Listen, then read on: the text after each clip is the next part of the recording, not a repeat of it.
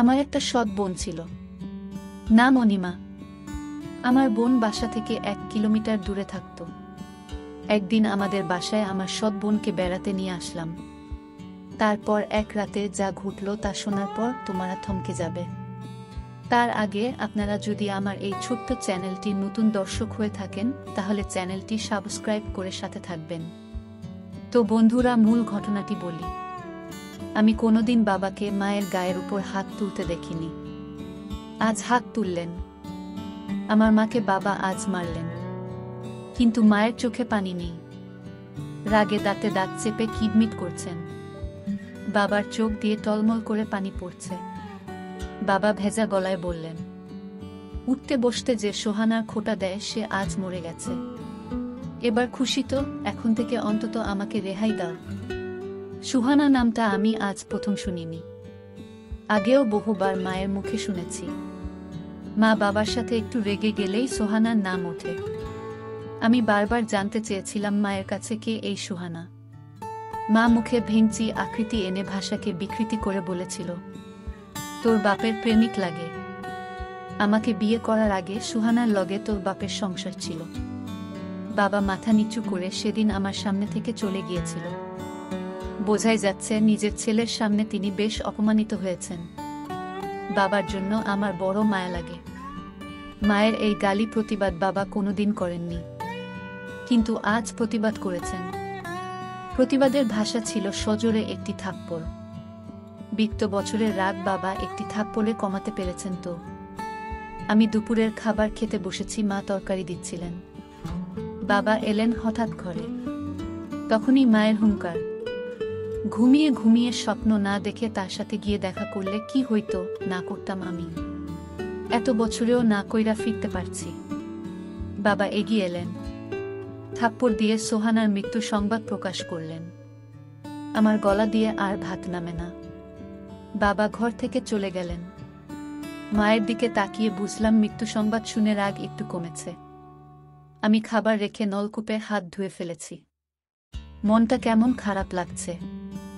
বাবা যে আজ আর দোকানে যাবেন না বোঝাই যাচ্ছে, তার চেয়ে ভালো আমি আরও এগিয়ে বসি। কাস্টমারকে চাল দিতে দিতে মনটাকে অন্যদিকে ঘুরিয়ে রাখা যাবে। রাত তখন 12টা হবে। আমি বই পড়ছিলাম। হুমায়ুন স্যারের মিসির আলী সমগ্র বইয়ের তন্দ্রাবিলাস আমার দুই চোখে তন্দ্রা কাটিয়ে দিল। দরজায় ঠকঠক। দরজার ওপাশ থেকে বাবার গলার শব্দ, রিয়াদ ঘুমিয়ে পড়েছিস?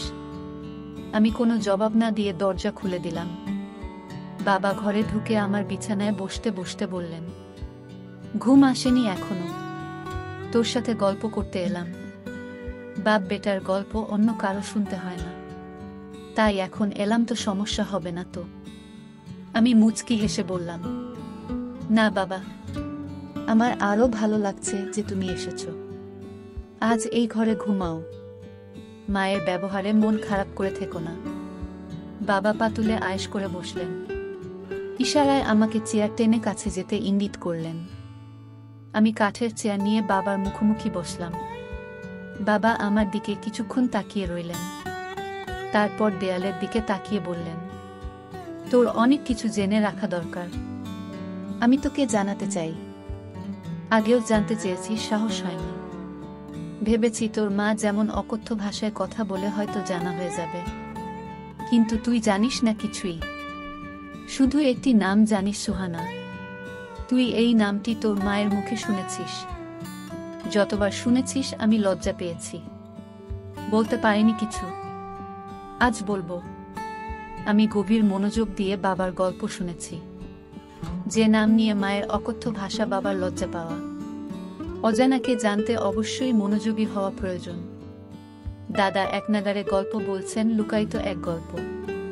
তোর মায়ের মুখে সুহানা নাম শুনে হয়তো ভেবেছিলেন আমার অন্য কারো সাথে কোনো সম্পর্ক আছে। সত্য হলো সুহানার সঙ্গে আমার কোনো সম্পর্ক নেই। সুহানা আমার বিয়ে করা প্রথম স্ত্রী ছিল। তোর দাদা দাদি পছন্দ করে বিয়ে করেছেন, তোর দাদার বাড়ির কাছেই।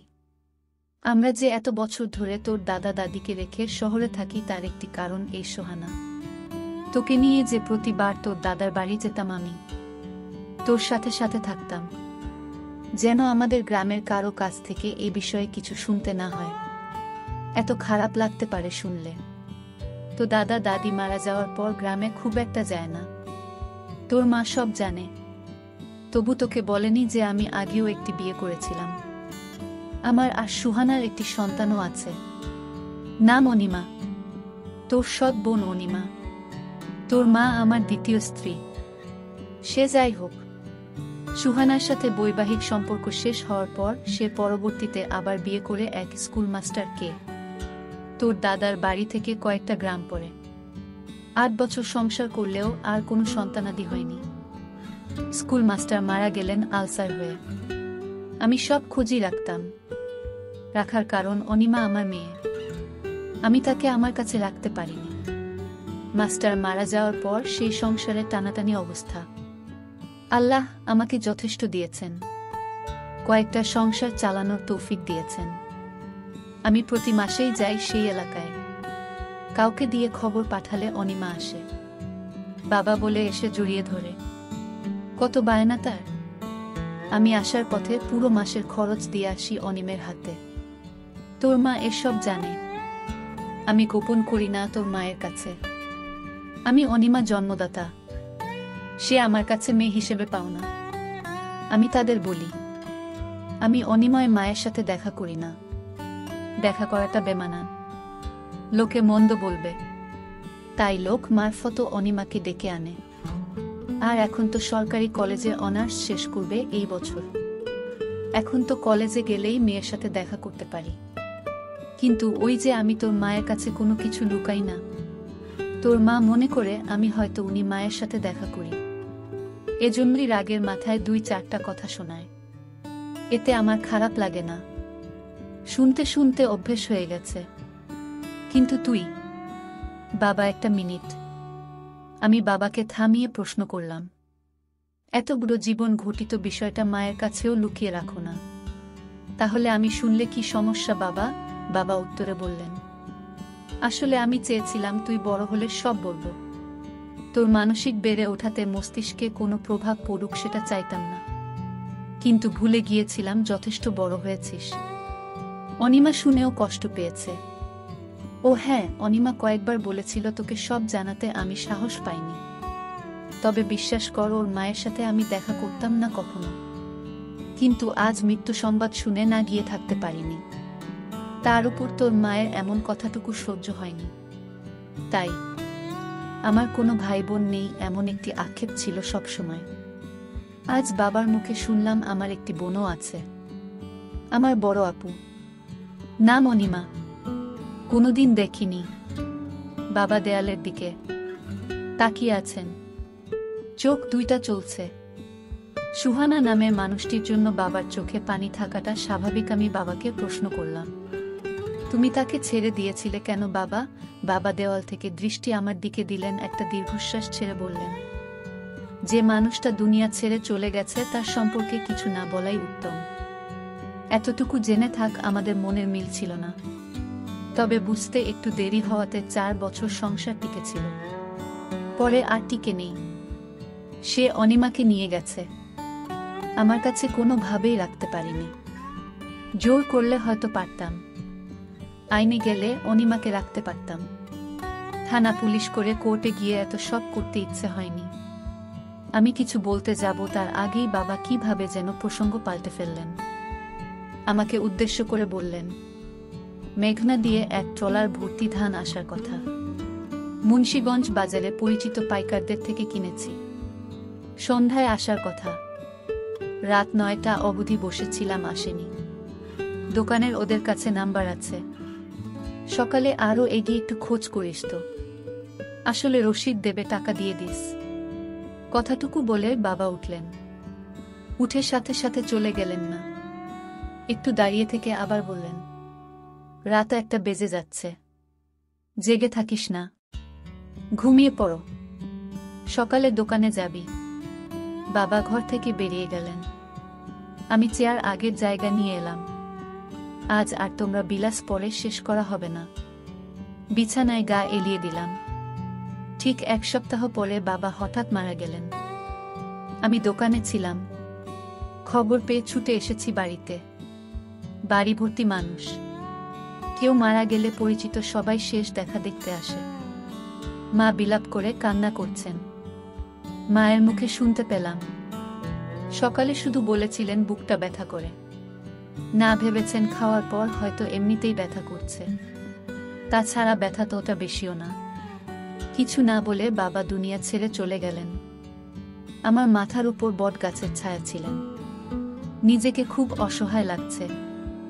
এত বড় পৃথিবীতে নিজেকে একা লাগছে। আমার দুই চোখ বেয়ে অঝরে পানি পড়ছে। সান্ত্বনা দিতে এগিয়ে এলেন এলাকার কয়েকজন। মানুষের সামনে কান্না করাটা অন্য সময় হলে লজ্জাকর পরিস্থিতি হতো, কিন্তু এখন লজ্জা লাগছে না, শুধু পানি পড়ছে। এক এক করে সব আত্মীয় স্বজন এলো। শেষ বিদায়ের আয়োজন চলছে। কবর খুঁড়তে লোক গেছে কবরস্থানে। এ যেন এক অনুষ্ঠান চলছে, শেষ বিদায়ের অনুষ্ঠান। বাবা মারা যাওয়ার মাস পেরিয়ে যাচ্ছে। আমি আটতে বসে আছি। বাবার অবর্তমানে দায়িত্ব বেড়ে গেছে। হঠাৎ আমার অবচেতন মনে খানিকটা ধাক্কা লাগলো। অনিমা আমার একটা মাত্র বোন, তাকে তো খবর দেওয়া হয়নি। আমার কাছে তো ফোন নাম্বারও নেই। বাড়ি ও চিনি না, কোনো গ্রামে থাকে। বাবাকে শেষ দেখা হয়নি তার। এটা তো তার প্রতি মস্ত বড় অন্যায় হয়েছে। মায়ের কাছে কি তাদের বাড়ির ঠিকানা আছে? না, মাকে কিছু বলা যাবে না। দাদার বাড়ির কেউ কি জানে? ভাবতে ভাবতে হঠাৎ মনে পড়ল, বাবা বলেছিলেন অনিমা আপু ঢাকা সরকারি কলেজ থেকে অনার্স শেষ করবেন এই বছরে। আমি বসা থেকে উঠে দাঁড়ালাম। একটা বন্ধু ভুল হয়ে গেল। আপুকে বাবার মৃত্যু সংবাদ জানানো দরকার ছিল। ঢাকা সরকারি কলেজের দক্ষিণ দিকে অনার্স ভবন। আমার পরিচিত কেউ নেই এখানে। অনার্স ভবনের সামনে অনেকেই আছে। আমি এগিয়ে গেলাম। সবাই বয়সে আমার বড়। একসাথে 32 জন কথা বলছে দাঁড়িয়ে। আমি গিয়ে সালাম দিলাম। জানতে চাইলাম অনার্স শেষ বর্ষের অনিমা নামের কাউকে চিনে কিনা। সাথে সাথে একজন ডান দিকে তাকিয়ে একটু গলা উঁচিয়ে বলল, এই অনিমা, তোকে কেউ খুঁজতে আসছে। আমার চোখ দুইটা যেন অপেক্ষা সইছে না। কেউ একজন এগিয়ে আসছে। আমার বয়সে বড় হতে পারে। তার বয়স আনুমানিক 30। দেখতে খুবই সুন্দর। ইচ্ছে করছে এখনই চিৎকার করে বলি, আমি তোমার একমাত্র ভাই রিয়াদ। কিন্তু বলতে পারিনি। আমার গলার স্বর কি ভেজা বুঝতে পারছি না। আমাকে খুঁজছ? কে তুমি? আপনার কথায় কি বলবো ভেবে পাচ্ছি না। আসলে কি আমি পরিচয়ের শুরুটা কিভাবে করব? মুখ ফুটে বললাম, আপু আপনার সাথে কিছু কথা আছে, খুব জরুরি। একটু এদিকে আসবেন। অনার্স ভবনের সামনে দূর্বা ঘাসের শীতল পাটির মতো বিছানা পাতা। আমি আপুকে নিয়ে একটু আড়ালে গেলাম। আপুর কৌতূহলী চোখ। হঠাৎ বললাম, আমি দুপুর থেকে এসেছি। আমার নাম রিয়াদ। কথাটুকু বলে আপুর দিকে তাকালাম। আপু নির্বাক, চোখের পলক পড়ছে না। চোখ দুইটা ভিজে উঠল আমার সামনে। আর একটু এগিয়ে এসে আপু বলল, তোমাকে দেখার ইচ্ছে ছোটবেলা থেকে। আমার একটা ভাই আছে, আর তাকে আমি কখনো দেখিনি। এই কষ্টটা আমার অনেক বছরের। কত বড় হয়ে গেছো তুমি। আমার দৃষ্টি নিচের দিকে। ইচ্ছে করছে নিজের চোখের সাথে যুদ্ধ ঘোষণা করি। আমার চোখ থেকে এখন যেন কোনো পানি না পড়ে। আমি চেষ্টা করে যাচ্ছি আটকাতে, আর পারলাম কই। এরই মধ্যে আপু আবার বলল, বাবা মারা যাওয়ার দিন গিয়েছিলাম তোমাদের বাড়িতে, আর আওলাদ নামের কেউ একজন ফোন করেছিল। তোমাদের বাড়ির ঠিকানা নিয়ে গিয়েছিলাম। 20 মিনিটের মতো ছিলাম। সবাই কান্না করছে। মানুষের ভিড়ে আমিও বাবার মুখখানি শেষবারের মতো দেখে নিয়েছি। দেখে কান্নাও করেছি। কিন্তু কেউ জানে না আমি কে। তোমাকে খুঁজেছি, জিজ্ঞেস করিনি কারো কাছে। বাবার কাছে শুনেছিলাম তোমার নাম। কেউ একজন বলছে রিয়াদ কাপড় কিনতে গেছে। আমি আর সেখানে থাকিনি, চলে এসেছি। মাথা তুলে তাকাতে খুব ইচ্ছে করছে, কিন্তু চোখের পানি লুকাতে পারবো না। আপু আমার চোখের পানি মুছে দিচ্ছেন।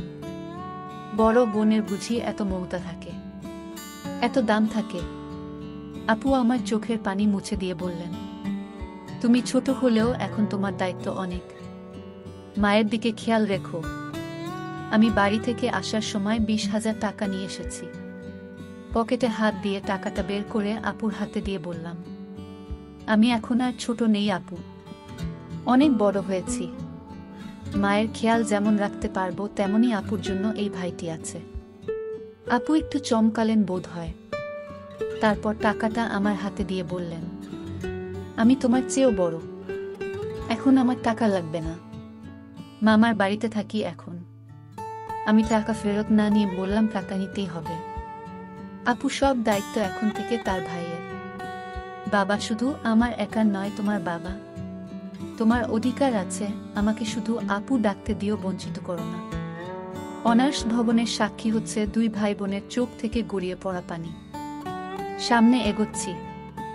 আর থেকে যেতে হবে, আরব থেকে বাড়িতে না, কয়েকদিন ধরে মনোহরা থাকে। মায়ের কাছাকাছি থাকাটা দরকার, গল্প করা দরকার। সব দায়িত্ব এখন আমাকে পালন করতে হবে। রিকশায় উঠে কিছু দূর এসে পেছন ফিরে দেখি আপু তখন আমার চলে আসা দাঁড়িয়ে দেখছে। যেন ভাইকে বিদায় দিতে মন যাচ্ছে না। তার কিছুদিন পর আমি আপুকে বললাম, আপু তোমাকে আমাদের বাড়িতে নিয়ে যেতে আসলাম, কিছুদিন আমাদের বাড়িতে চলো, একটু ঘুরে ফিরে আসো, ভালো লাগবে তোমার। আমি আর না করলাম না। আমি বললাম, আমি তোমাদের বাড়িতে গেলে তো মা আম্মা অর্থাৎ আমার সৎ মা আমাকে দেখে সহ্য করতে পারবে না। আরে না আপু, কিছু হবে না, তুমি এসব কথা বাদ দিয়ে চলো আমার সাথে। আমিও ভাইয়ের কথায় মায়ের টানে আমি চলে গেলাম তাদের বাসায়। আমাকে আমার সৎমা দেখে মুখটা কেমন যেন আধার করে ফেলল। আমি এতে কিছু মনে করলাম না, এটা আমি স্বাভাবিকভাবেই নিলাম ব্যাপারটা। বাবা মারা যাওয়ায় মায়ের কষ্টটা অনেক বেড়ে গেল। আপু, আমি তোমাকে এখন থেকে কষ্ট করতে দেব না। যা প্রয়োজন তুমি আমার কাছে চাইবে আমি দিব, কারণ আমার একটা মমতাময়ী বোন আছে। আমি তা জানতাম না। আমার বাবার মৃত্যুর কিছুদিন আগে আমার সাথে বলেছে তোমার কথা, তাই আমি জানতে পারলাম যে আমার একটা বোন আছে। আজ আমি অনেক খুশি এমন একটা বোন পেয়ে। আমার মা আমার সাথে বলতো তোর কোনো ভাই বোন নেই, কিন্তু বাবা আমাকে মৃত্যুর আগে বলে গেল বাবা এতটা দায়িত্বশীল ছিল যে আমাকে কোনদিন কষ্ট কি জিনিস বুঝতে দেয়নি। যেন আপু আমার মা আমার বাবাকে প্রতিদিন কত কথা বলতো। এর একটাই কারণ, বাবা তোমার সাথে দেখা করত, তাই এটা বাবা আমাকে বলে গেছে। বাবা কোনোদিন মায়ের কথায় রাগ করেনি। এসব গল্প করছিলাম, হঠাৎ মায়ের ডাক পড়ল, কি রে তোরা খাইতে আয়। আমার টেবিলে গিয়ে বসে দুপুরের খাবার শেষ করলাম। তারপর আমার রুমে আমার শ্রদ্ধেয় বড় বোনকে নিয়ে সুখ দুঃখের গল্প করছিলাম অনেকক্ষণ ধরে। আমার মা চাইতো না আমি আমার বোনের সাথে গল্প করি, বোনকে লেখাপড়া করার জন্য সাহায্য করি। আমার মা আমাদের দুজনেকে গল্প করতে দেখে। পাড়ার মানুষকে নিয়ে আসলেন আর বললেন, দেখো তোমরা সবাই আমার ছেলেকেও অনিমা জাদু করে ফেলেছে। আমার ছেলে আমার কোনো কথাই শোনে না। আগে শুনো তো, আমি মাকে বললাম না তুমি এ কি বলছো, আমার বোনকে তুমি এত মিথ্যা অপবাদ দিচ্ছে। মা তুমি এতটা নীচ হতে পারলে কিভাবে? আমি আমার শ্রদ্ধেয় বড় বোনকে নিয়ে আসলাম আমাদের বাড়িতে কিছুদিন বেরিয়ে যেতে, আর তুমি কিনা আমাদের মিথ্যা অপবাদ দিচ্ছ। তোমাকে মা বলতে আমার ঘৃণা করছে। মা, আমরা ভাই বোন, আমরা রুমে বসে বাবা আর তোমার জীবন কাহিনী নিয়ে আলোচনা করছিলাম, আর তুমি কিনা গ্রামের মানুষকে বলছো আমার বোনের সাথে। না মা, আমার ভাবতেই পারছি না। গ্রামের মানুষও কুসংস্কারে বিশ্বাস করত, আর তাই তারা ভেবে নিল আমার বোনের সাথে কিছু একটা হয়েছে। তারপর আমি গ্রামের মানুষের সামনে কেঁদে কেঁদে বললাম, আপনারা প্লিজ আমার মায়ের কথা বিশ্বাস করবেন না। আমার বোন বলতে লাগল, আমি একটা শিক্ষিত মেয়ে, আমার মরা বাবার কসম। সে আমার ছোট ভাই, তাকে নিয়ে আমি অন্য কিছু ভাববো, এটা আপনারা কি করে ভাবলেন? আমার কথা শুনে গ্রামের মানুষ বিশ্বাস করল। আমাদের কেন মিথ্যা অপবাদ দিল? আর গ্রামের মানুষও জানত আমার মা বাবার সাথে প্রতিদিন ঝামেলা করত, অথচ বাবার কোনো দোষ ছিল না। তাই গ্রামের মানুষ খুব সহজেই আমার বোনের কথা বিশ্বাস করে নিল। তার জন্য গ্রামের মানুষের আমাকে শাস্তি হিসেবে 2 মাসের জেল খাটতে দিয়েছিল। প্রিয় বন্ধুরা, আজকের গল্পটি কেমন লাগলো তা অবশ্যই কমেন্ট করে জানাবেন।